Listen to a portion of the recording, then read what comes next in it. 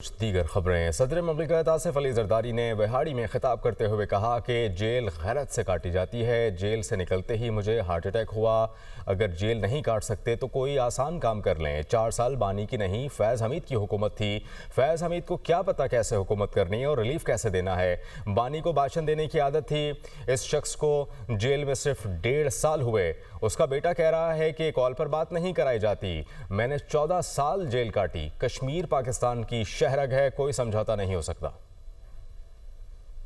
بیٹا دیکھیں، جیل کاٹی جاتی ہے غیرت سے، حالانکہ مجھے جیل سے نکلتے ہی ہارٹ اٹیک ہوا۔ دس از پارٹ آف لائف۔ اگر نہیں تو پھر اور کوئی آسان کام کرو نا، یہ کام کرنا ضروری ہے۔ 4 سال عمران کی حکومت تو تھی نہیں، وہ جنرل فیض کی حکومت تھی۔ اب فیض کو کیا پتا کہ حکومت کیسے کرنی اور کیا ریلیف دینا ہے اور کیا نہیں دینا ہے۔ اس کو صرف روز بھاشن دینے کی عادت تھی۔ ہر ٹی وی پہ اس کی تقریر آتی تھی تو باقی تقریریں بند ہو جاتی تھی۔ اور اب 1.5 سال نہیں ہوا ہے تو وہاں سے آواز آ رہی ہے کہ بیٹا کہہ رہا ہے کہ مجھے ملنے دی تھی۔ اور میں نے 14 سال جیل کاٹی۔ میرے بچے جب میں ملا تو مجھ سے ہائٹ میں بڑے تھے۔ ہاں، زراعت ہی پاکستان کا سلوشن ہے۔ کشمیر کہیں نہیں جاتا۔